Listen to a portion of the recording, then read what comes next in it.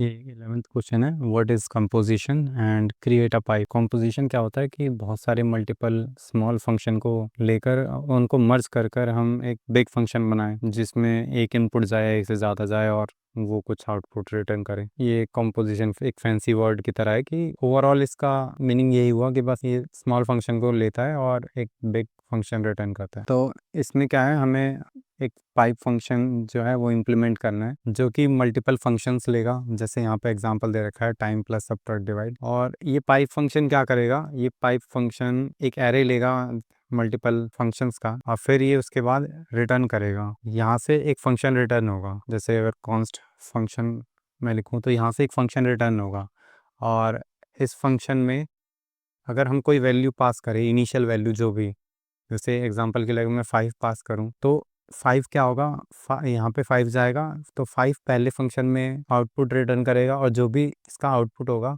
वो उसके next function में जाएगा। तो 5 इंटू 2 10, 10 इंटू 3 30, तो इसका जो आउटपुट आएगा वो 30 आएगा।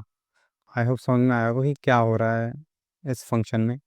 कि सेम यहाँ पे भी यही है कि जो भी हम वैल्यू देंगे, जैसे यहाँ पे इन्होंने x माना है तो x वैल्यू जाएगी 2 टाइम्स x प्लस में 3 फिर इनटू में 4। ये फंक्शन इंप्लीमेंट करते हैं तो इसमें क्या होगा कि जैसे कब अभी बताया था कि ये फंक्शन क्या करेगा, एक और फंक्शन रिटर्न करेगा। तो रिटर्न फंक्शन, इनर फंक्शन, और जो इस पे हम वैल्यू दे रहे थे, जैसे अभी यहाँ पे एक एग्जांपल से डिफाइन किया था, यहाँ से जो वैल्यू आ रही थी कॉन्स्ट फन की, वो क्या है, एक फंक्शन है जो कि क्या इनिशियल वैल्यू लेगा। जैसे कोई भी अगर हमने 5 डाला था तो ये 5 क्या है, इनिशियल वैल्यू होता है। हम वेरिएबल का नाम भी इनिशियल वैल्यू। अब क्या होगा कि जो इनिशियल वैल्यू आई है उसको हमें फंक्शन में पास कर देना है। जो भी हमारा जो एरे दे रखा है फंक्शंस का, फंक्शंस में है, इसमें क्या करना है हमें, हम क्या करेंगे, ये जो एरे है इस पे एक लूप चला लेंगे, for loop const fun of functions. अब क्या होगा, हमें क्या है, इस फंक्शन को एग्जीक्यूट करना है। हम एक वेरिएबल ले लेते हैं लेट रिजल्ट, इसके अंदर हम इनिशियल वैल्यू से इसको इनिशियलाइज कर देंगे और क्या करेंगे,